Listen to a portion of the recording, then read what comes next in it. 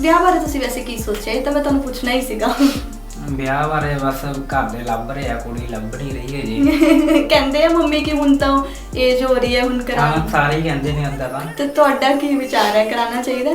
ਕਿਉਂਕਿ ਅੱਜ ਕੱਲ ਜੋ ਮੈਂ ਯੂਥ 'ਚ ਦੇਖ ਰਹੀ ਹਾਂ ਨਾ, ਵਿਆਹ ਤੋਂ ਬਹੁਤ ਭੱਜ ਰਿਹਾ ਕਿ ਅਸੀਂ ਵਿਆਹ ਹੀ ਨਹੀਂ ਕਰਾਉਣਾ। ਡਰ ਤਾਂ ਦੇਖੋ ਲੱਗਦਾ ਹੀ, ਅੱਜ ਕੱਲ੍ਹ ਮਾਹੌਲ ਖਰਾਬ ਹੀ ਆ। ਬਟ ਇਹ ਨਹੀਂਗਾ ਕਿ ਹੁਣ 100 ਵਿੱਚੋਂ 3-4 ਗਲਤ ਨਿਕਲ ਕੇ ਸਾਰੇ ਥੋੜੀ ਗਲਤ ਨੇ। ਤੇ ਆਪਾਂ ਇਹੀ ਸੋਚਿਆ ਕਿ ਬਾਬਾ ਜੀ ਜਿੱਥੇ ਵੀ ਕਰਾਉਣਗੇ ਹਨਾ, ਕਿ ਹੁਣ ਤੱਕ ਜੇ ਆਪਾਂ ਇੱਥੇ ਤੱਕ ਪਹੁੰਚੇ, ਇੰਨੇ ਆਪਾਂ ਨੂੰ ਚੰਗੇ ਲੋਕ ਮਿਲੇ ਨੇ, ਤੇ ਅੱਗੇ ਘਰ ਵਾਲੀ ਵੀ ਚੰਗੀ। ਤਾਂ ਬਿਲਕੁਲ ਸਹੀ ਹੈ। ਮਤਲਬ ਫਿਰ ਤਾਂ ਅਰੇਂਜ ਮੈਰਿਜ ਹੀ ਕਰਾਉਂਗੇ ਤੁਸੀਂ? ਹਾਂਜੀ ਹੁਣ ਦੇਖਦੇ ਪਏ ਆ, ਘਰ ਦੇ ਲੱਭ ਰਹੇ ਆ ਕੁੜੀ।